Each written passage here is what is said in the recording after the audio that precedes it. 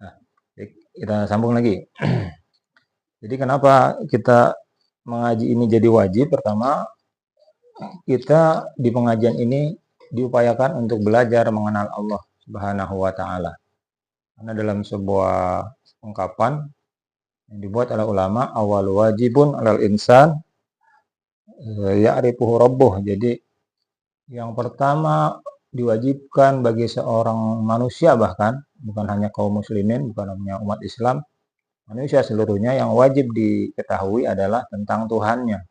Nah, ini di pengajian ini kita belajar tentang Allah melalui materi-materi pengajian tauhid atau akidah.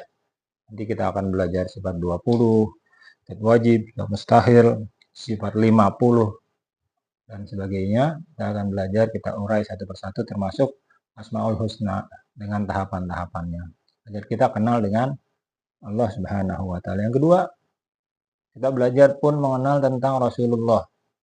Ya, ini erat kaitannya dengan ilmu-ilmu seperti ilmu fikih ya, ilmu ibadah kita, agar ibadah kita benar, sholat kita dan ibadah-ibadah kita yang lain, puasa kita, semua jadi benar harus didasari ilmu. Kita akan belajar ilmu tentang ibadah, termasuk dengan hukum-hukum syariah-syariahnya, juga dengan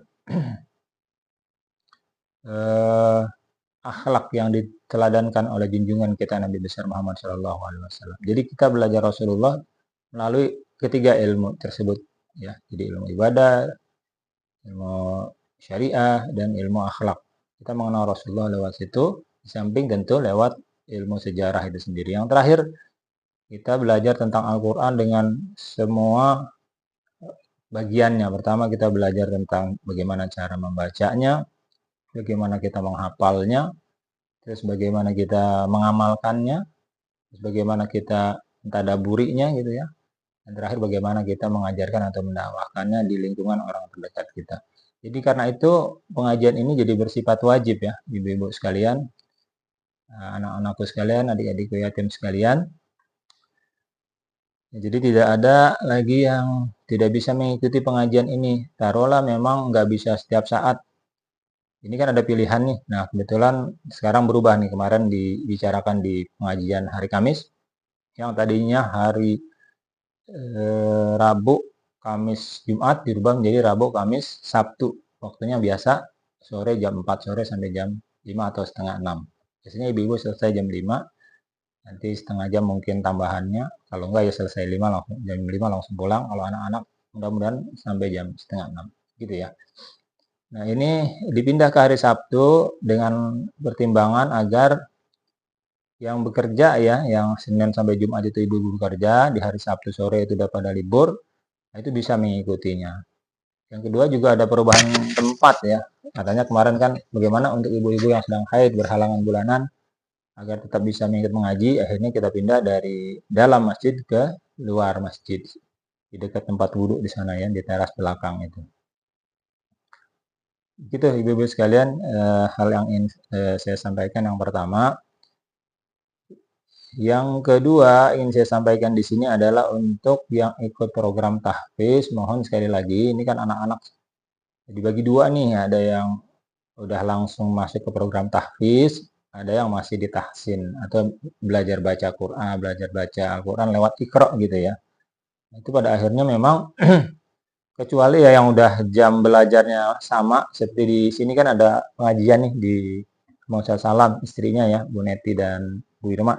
Nah, itu yang udah di Bu Neti Bu Irma itu jangan bergabung ke sini, tetap di Bu Neti Bu Irma di bawah sana. Nggak usah pindah ke sini. Begitupun yang lain yang ada jam ngaji yang sama, tetap aja mengaji di tempat masing-masing. Tapi diusahakan dalam satu kali sepekan untuk hadir. Dalam apa? Dalam kita belajar hal lainnya di samping membaca Al-Quran, terutama tentang akhlak. Ini saya tekankan betul bahwa kita akan fokus banget memperbaiki akhlak-akhlak yatim-yatim kita. Syukur-syukur nanti berimbas kepada anak-anak yang lain yang ikut pengajian selain yatim ya, selain yatim dan duafa. Jadi kenapa anak-anak wajib ikut meskipun dia masih ikro? Karena kita akan membenahi akhlak-akhlak mereka yang masih kurang baik, ataupun nambah ilmu-ilmu dasar-dasar agama tentang sholat, tentang puasa barangkali nanti, dan banyak ilmu agama yang lain yang perlu kita sempurnakan. Untuk itu disarankan bagi ibu-ibu sekalian atau adik-adik sekalian atau anak-anak sekalian menyimak video ini, tolong yang ikut program tahfiz, artinya yang udah baca Al-Quran, yang udah lancar, ya udah lolos, udah hatam dari pembacaan Iqra 6 ya. Iqra 6 udah hatam, udah lulus, itu udah masuk ke Al-Quran. Nah, itu tolong dibantu didownloadkan aplikasi ayat namanya. Kita seragamkan semua nanti. Bahkan mungkin nanti qori'nya, pembacanya juga, nadanya nanti kita akan seragamkan. Bisa kemungkinan ke sana, biar nanti proses menghafalnya bisa lebih mudah.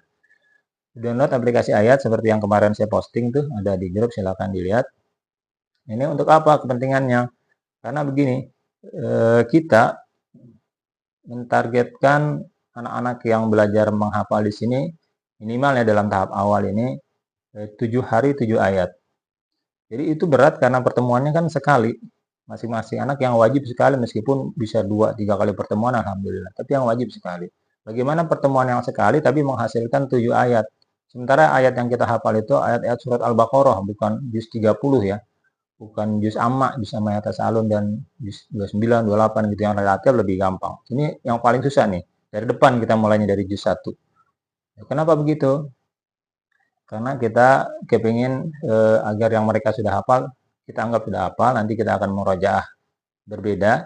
Tapi yang kita mulai di yayasan kita dari juz 1, agar mereka mendapatkan yang susah, setelah mendapatkan yang susah, nanti ketemu yang gampang, akan terasa lebih gampang.